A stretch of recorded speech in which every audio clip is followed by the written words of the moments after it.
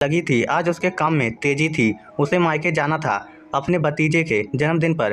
भाभी ने थोड़ा जल्दी बुलाया था उसे, ताकि कुछ मदद हो जाए, इसलिए उसे जल्दी निकलना था। तो जल्दी जल्दी काम खत्म करने में लगी हुई थी। वही पास बैठी उसकी सासू माँ उसे काम करते हुए बस देख रही थी। मदद तो उन्हें कुछ करनी नहीं थी। मदद के नाम पर वह सब्जी साफ कर देती थी, जो उनके अनुसार गृहस्थी का सबसे बड़ा काम होता है। आखिर जब काम खत्म हुआ तो सासू माँ ने ताना मार ही दिया, आज तो मायके जाना है।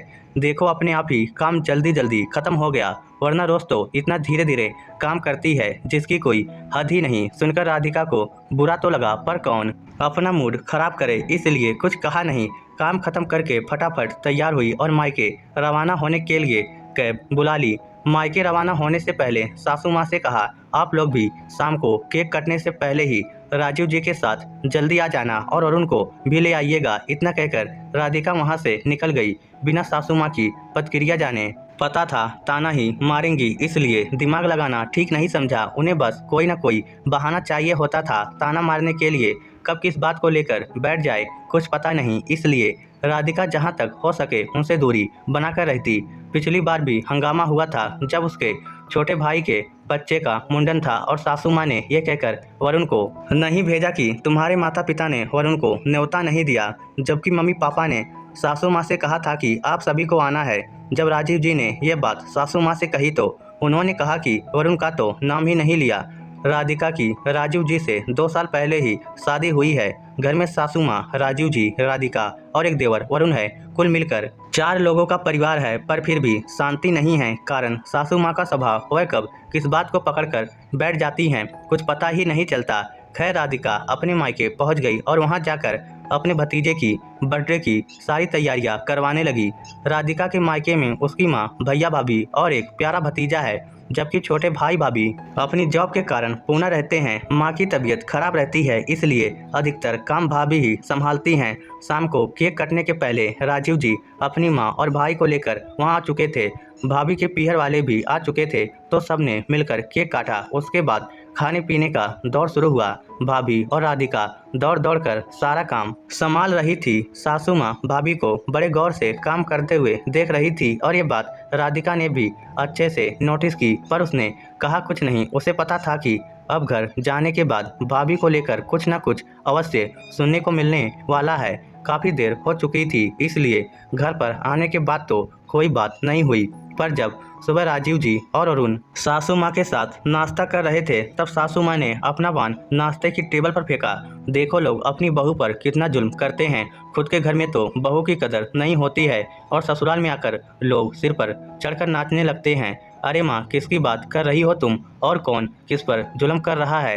राजीव ने कहा, अरे तुमने देखा नहीं कल राधिका की बेचारी भाभी एक पैर पर दौड़ लगा रही थी। सारा काम अकेली ने संभाल रखा था और राधिका की माँ वो तो बस लोगों से बतियाने में लगी हुई थी, थोड़ी सी भी मदद नहीं की उसकी। और यहाँ मैं इतना काम इसके साथ करवा देती हूँ, पर फिर भी मेरी कोई कदर नहीं। पर मम्मी जी की तबीयत ठीक नहीं रहती, इसलिए काम नहीं करवा पाई, पर फिर भी वह मेहमानों को तो संभाल ही रही थी। राजीव ने कहा, अरे सब बहानेबाजी हैं, ये सब तो तरीके होते हैं अपनी बहू से काम निकलवाने के। दोनों माँ बेटी काम चोर हैं। वहाँ तो दौड़ दौड़ के काम कर रही थी और यहाँ काम करते ही रोना आता है। मैं इतना काम करवा देती हूँ, नहीं तो काम ही ना हो घर में, सासू माँ ने कहा, जिसे राधिका ने सुन लिया।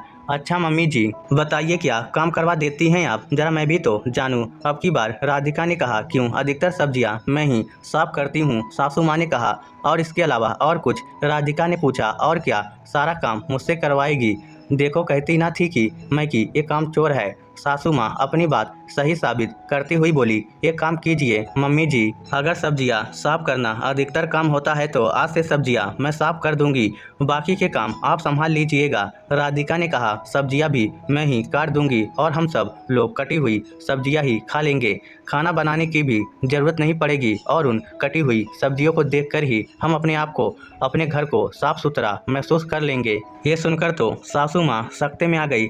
अब घर का सारा काम ही उन्हें करना पड़ जाएगा। अब बोलने को तो बोल दिया, पर अपनी झेप कैसे मिटाई, इसलिए वरुण और राजू से बोली, देख लिया कैसे जबान चल रही है इसकी, तुम्हारे होते ये मुझे घर के सारे काम करने को कह रही है। अरे मम्मी जी, सारे काम करने को कहाँ कह रही हूँ, मैं तो छोटे मोटे काम करने को कह रही हूँ जो मैं करती हूँ, बाकी अधिकतर काम तो मैं करने को तैयार हूँ ना जो आप करती हैं। सुनकर सासू माँ ने दूसरी तरफ मुँह कर लिया। ये देखकर राधिका ने कहा, मम्मी जी, माना कि मेरी माँ अब पहले जैसा काम नहीं कर पाती, पर कम से कम वह चलते फिरते मेरी भाभी को ताने नहीं मारती। प्यार के दो बोल ही काफ़ी हैं। सासू माँ अपनी बहू से काम निकलवाने के लिए ये भी हुनर होता है जो हर किसी के बस की बात नहीं होती। ऐसा कहकर राधिका अंदर किचन में चली गई। उसके जाते ही सासू माँ ने कहा, देखा कैसे जवाब दे रही है तुम दोनों के सामने।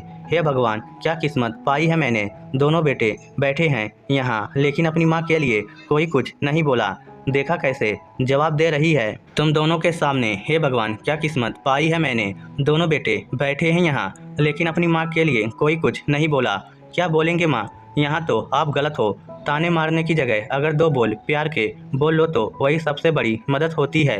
वैसे सुबह से तो शांति थी घर में, शुरुआत तो आपने ही की, वह भी तब जब घर के काम बहू कर रही है। अगर काम करते हुए इंसान को इतना परेशान करोगे तो पलट के जवाब तो देगा ही ना। राजीव ने कहा, और हाँ माँ, हम आपकी गलती में आपके साथ नहीं हैं। भाभी तो हर बार फिर भी बर्दाश्त कर जाती हैं। अगर मेरी वाइफ के साथ ऐसा होता ना तो मैं तो कब का अलग हो चुका होता। आखिर मुझे तो अपनी ज़िंदगी में शांति चाहिए।